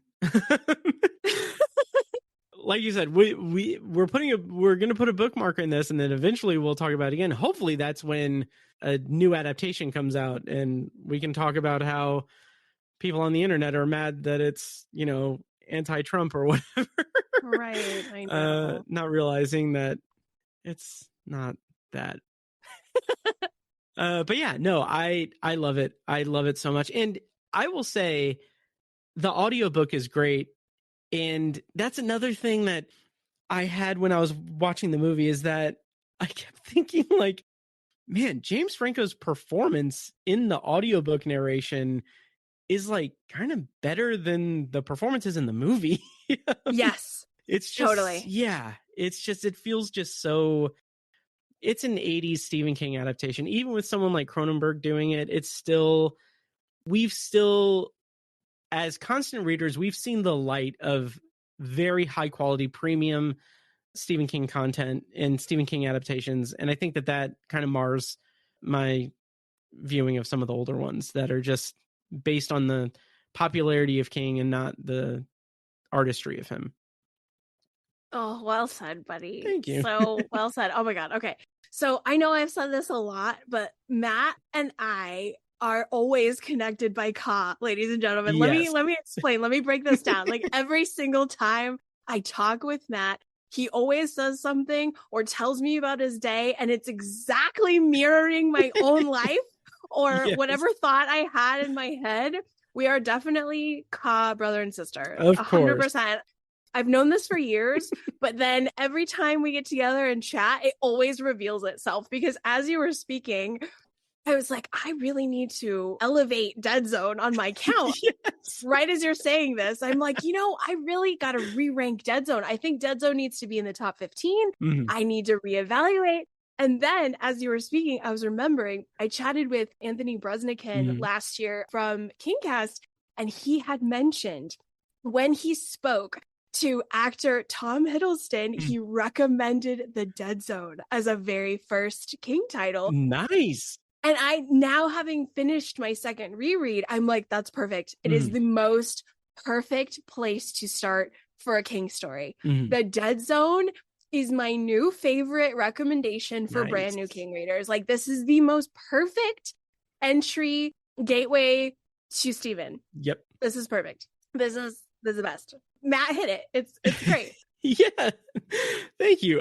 Yeah. And also with references to Kingcast, I will say that the movie is very good. Like, part of the movie that it's seared into my brain because of the Kingcast is the moment where Johnny's like, the ice is going to break. Oh, yeah. Yeah. That's like seared into my brain. That while I was watching the movie, I kept like muttering that to myself. Forgot that's where it comes from. Yep. I forgot. They have a lot of good morsels, but no one tops Matt's intros. I love yours so much. They're so fun with The Simpsons. Oh, yeah. You got some good ones. But we're always bound by Ka. You're always thinking and or feeling and or going through exactly what I'm going through. It's really, it's almost eerie at this point, but I love it. Feel very seen. Like every time I talk with Matt, I'm like, oh my gosh, we are sharing.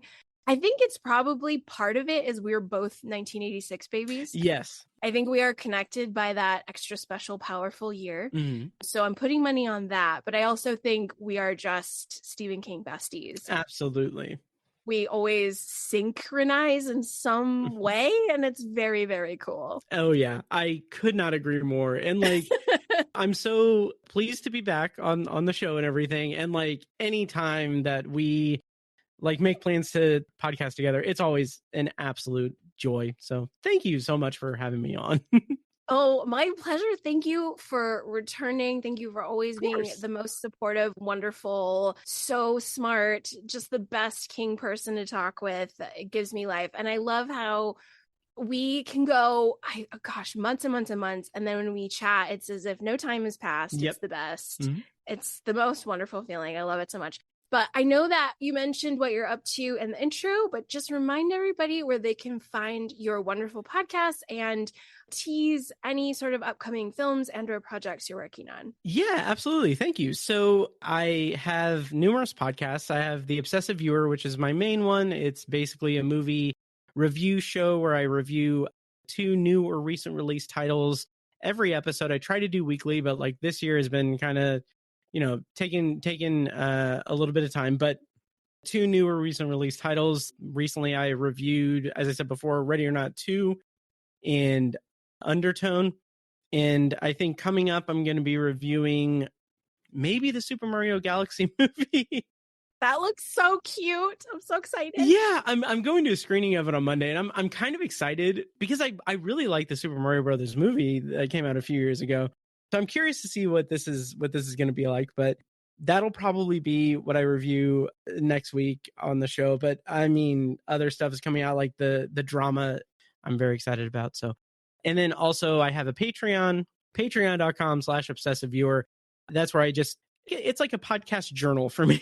Like if I have something where I'll go see a movie, and if I'm not planning on reviewing it, I'll like record my thoughts on the movie and throw it up on Patreon. And I've got different categories of stuff. So like I said, I have the Batman stuff. I call it the Gotham Project. I've got Stephen King stuff, just tons and tons of Stephen King stuff. I'll go through like books and I'll record my thoughts like in progress. So I'll have like 3 or 4 part review series on individual books, like I did with The Long Walk. And then of course Tower Junkies, which is a little infrequent, but Kim is on it frequently and I love chatting with her on it. So, but yeah, that's routinely hosted by me and my podcast partner Tiny. And yeah, we have a lot of fun over there. So that can be found at towerjunkiespod.com or anywhere you get podcasts. You know where to find me. So yeah, that's what I got going on. Awesome. And then what about the Twilight Zone one? Oh, There's yes. a third. There is a third one. It's called Anthology, which is, so like that's been dormant for a while. I need to go back to it. It's a solo podcast. It's just me. And because of my brain, it's like, it's hard to just prioritize it, but it exists. And it's honestly, it's some of my most proud, like podcasting stuff I've done. Yeah, and because it's also so much work, which you know how it is with a 1-person show. Like it's a lot of work.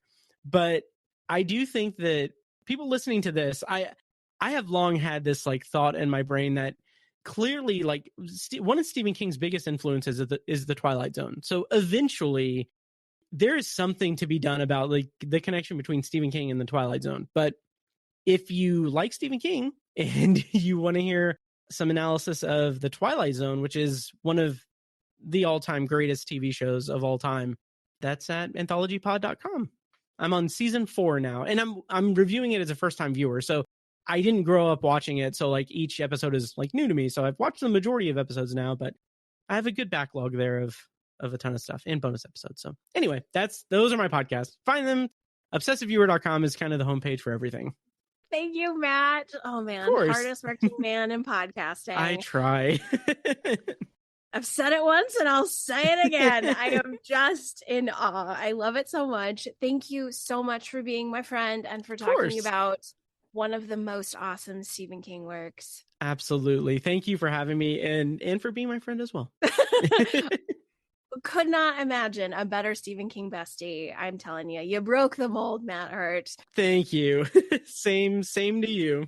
We'll just continue gushing over each other. Of course. For several more hours. But yeah, you're one of my favorite Stephen King people. I'm so glad we were brought together by Ka. It's totally real. We're totally united.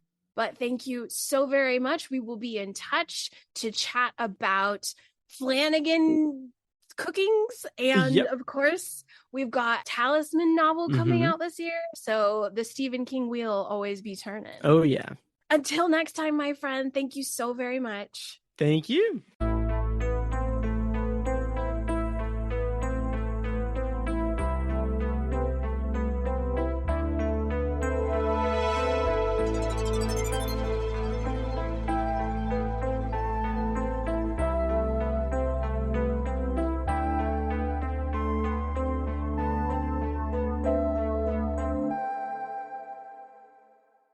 That will conclude our Dead Zone investigation, everyone. Thank you very much for joining me and Matt on this adventure. Huge thank yous to my Stephen King bestie and brother-in-law, Matt Hurt from Tower Junkies, Obsessive Viewer, and the Anthology Podcasts. I will provide links to all of Matt's shows, including his Patreon content and Long Walk segment in the show notes. Matt is the best, one of my favorite peoples. Please make sure you spend some time with Matt's shows, as he is, bar none, the hardest working man in podcasting.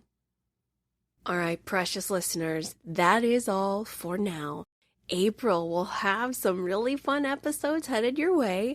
I cannot share too many details at this present moment because I don't want to jinx this guest of mine. So I'm going to keep everything private and close to the chest for right now.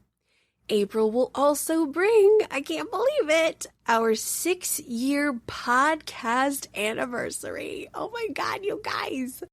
This little show is the first grader. Can you believe it? And some of you have been listening for all these years, of which there are not enough thank yous in the world to extend to you. But in the next few weeks, I'll be sure to have some updates and reflection for you all coming up soon. So keep your eyes on the horizon. April will be a big month for the show. Until then, thank you all very much for listening.